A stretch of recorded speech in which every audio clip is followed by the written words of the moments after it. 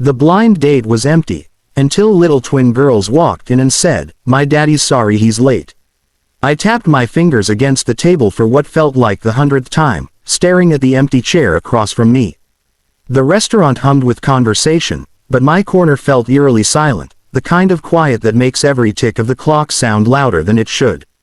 Blind dates, I thought, should come with a warning label: high expectations, high disappointment.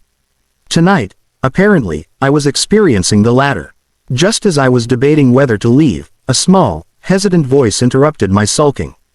"My daddy's sorry he's late." I looked up and froze.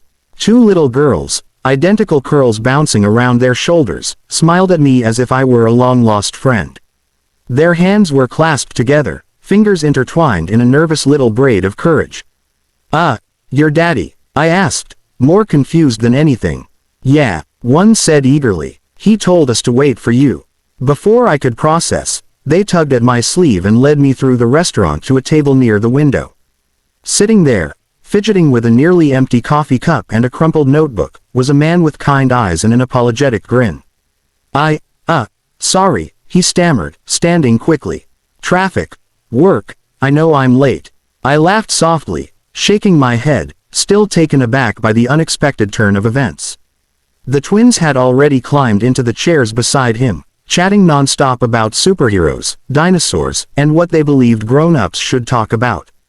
Their laughter was infectious, like sunlight breaking through a cloudy afternoon. As we settled in, I noticed the way the man, "James," he said, kept glancing at them, the softening of his eyes whenever they laughed or reached for my hand. And then it hit me. This blind date wasn't about first impressions or awkward small talk anymore. It was about witnessing something genuine, humanity in its raw, unfiltered form. At one point, one of the twins leaned across the table, pointing at my notebook. "Are you writing a story?" she asked. "Yes," I said, smiling. "Do you want to help?" "Can we?" the other asked. What followed was a flurry of chaos and delight. Doodles, spilled juice, giggles, and the kind of honesty only children can provide. James apologized for every little mess with a humility that made me pause. In his concern for his daughters, for me, for the little space we were sharing, I saw a man whose heart was quietly extraordinary. Then, in a quiet, unexpected moment, one of the girls leaned close and whispered, "Daddy likes you." James froze mid-laugh, eyes wide, and I felt a lump rise in my throat.